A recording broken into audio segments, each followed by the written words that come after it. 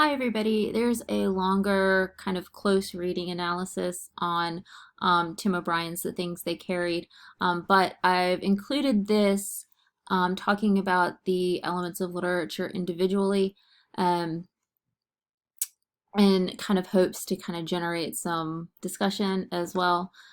So take a look, and I hope this enhances your reading of The Things They Carried. So just really quickly, a little bit about Tim O'Brien, the author. He was born in 1946. He's an American novelist. And after he graduated from college, he was drafted in 1968. He had some very polarizing views of the war. In fact, he was very much against it and considered fleeing to Canada rather than going and fighting. There's a story about it in the larger collection, The Things They Carried. But he himself, as a person, had very conflicting feelings about going and participating in the war. And this novel and the short story, which comes from the novel, is kind of a pseudo autobiographical representation of his experiences, or fictionalized. Um, his experience is fictionalized. He said that um,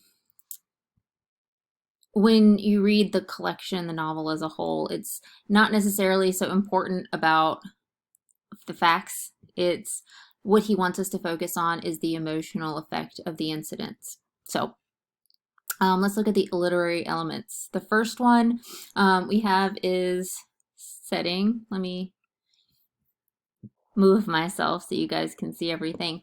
So obviously our setting is in the jungles of Vietnam. It's during a time of war. And I think that sometimes you could argue that it's also part of our setting is Jimmy's mind, his psychological um, welfare as well. But when you think about the setting, you also want to think about the context of that setting. The War of Vietnam was very much a controversial um, period here in the States. And as I said, most people really didn't understand what we were going over there. It was a time of huge distrust. Um, and I think that you have to consider that context as it plays a role in the setting, both in what we think of retrospectively as the Vietnam War and as it relates to the characters. Moving on to uh, our narrator point of view is third person. It's kind of interesting in the novel as a whole. We get different points of view. Tim O'Brien is a character. We get to see the perspectives from the other men that we meet in this story. But for our story, we have a third person omniscient narrator. We only get bits and pieces of other people other than Jimmy. Like, for example, we have that insight into Kiowa, but we have an omniscient narrator. Looking at the plot, we have a non-linear plot here. What I mean by non-linear is that it jumps around from kind of day to day. Sometimes it's told like it's kind of like we're entering the memory of somebody and they're breaking it up as they remember. So we go from hearing about Jimmy to hearing about when Ted Lavender died to right after. And then there's this break into this kind of beautiful digression talking about the things that they carried. So our characters, the first one I want to talk about is Jimmy Cross. I had to move myself again. Jimmy Cross, who is the commanding officer of this platoon of soldiers. He's 24, we find out. He's irresponsible, naive, young. And we also find out that he's infatuated with Martha. I spend a lot of time in that close reading talking about Jimmy and his character. But I also want to mention again for you guys to take note of his initials, JC, Jesus Christ, and his last name being Cross, because symbolically, those are significant to his character. Martha, who really is not present in the story in that um, we see her as like as an object, really, as a tangible representation of something Jimmy carries with him. But we know that she is a young woman. She is the object of his desire. She's an English major, which I think is interesting because she's a poet. She romanticizes things, but I think that kind of solidifies her role as this idealized version of life, this idealized vision of what a woman ought to be. This, I mean, she's associated with this idea of virginity, which I talk about in the larger close reading. But she's unspoiled, she's untouched. She's a representation of this kind of connection from home. But to delve a little bit more deeper into Martha and what she represents kind of symbolically is that Martha is a biblical allusion. She's a character in the New Testament, and she's one of the people who's closest um, to Jesus. And she doesn't have a husband, and she doesn't associate with men. And she's also the sister of Lazarus, which is, I think, maybe you're telling me that I'm going to be reading too much into this. Swan, you read too much into things. I'm overanalyzing. But she's the sister of Lazarus, and Lazarus is connected to this idea of death and resurrection. And part of Jimmy's transformation through this story is we have this death, obviously, of Ted Lavender, but a part of Jimmy also dies after Lavender's death, and he's resurrected into this new person. So I don't think it's not significant that that her name is Martha.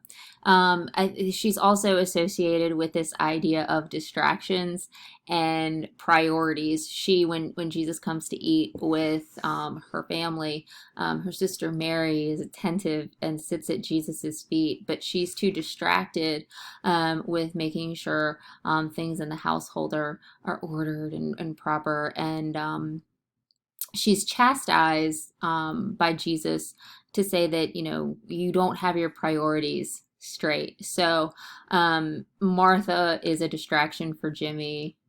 She keeps him from having his priorities in straight. So I don't think that it is an accident that the object of Jimmy's desire is named Martha.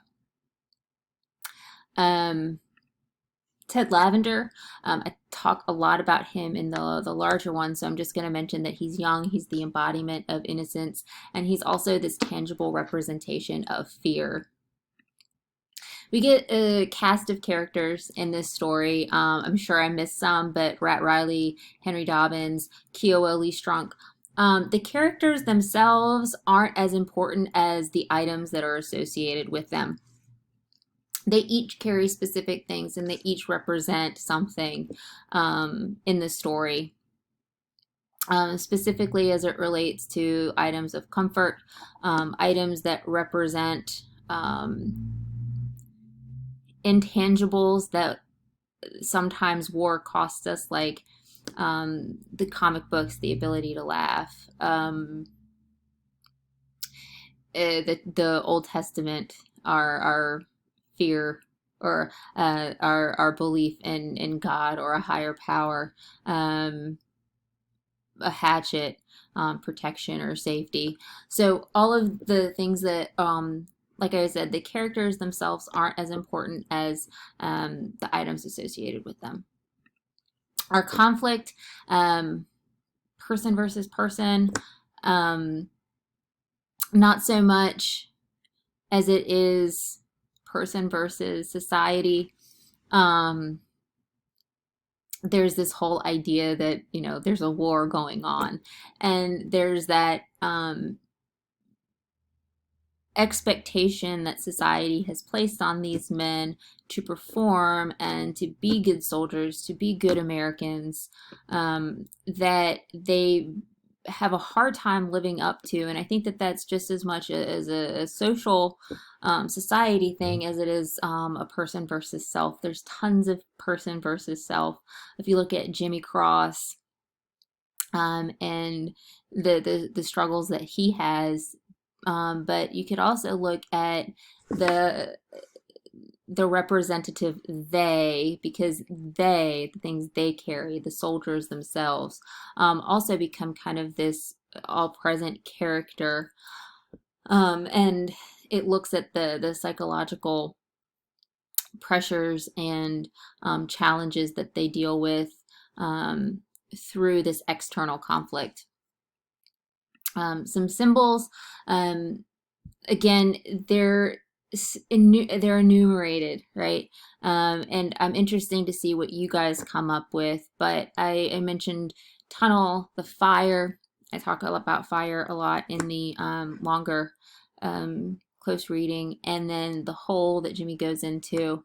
Um, Symbols can vary, or the interpretation of symbols vary from reader to reader. So I'm anxious to see what you guys think. And then finally, themes. This idea of sacrifice, distractions, responsibility, guilt, shame, death, love, war, loss of innocence. There was one that I had on the tip of my tongue when I was talking up in the earlier part of this slide that I was like, make a mental note. What is the theme? But what Tim O'Brien is, burdens, physical burdens, emotional burdens.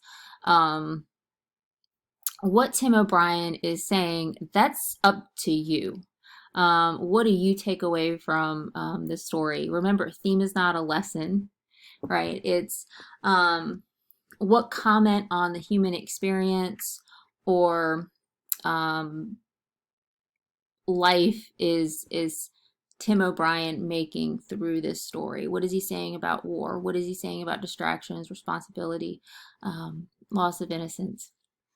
And I think it would also be remiss, really quickly, not to look at the importance of the title, the things they carried. And I think what the beauty of this story is that Tim O'Brien so beautifully juxtaposes these very real, physical, tangible, concrete items with the intangible.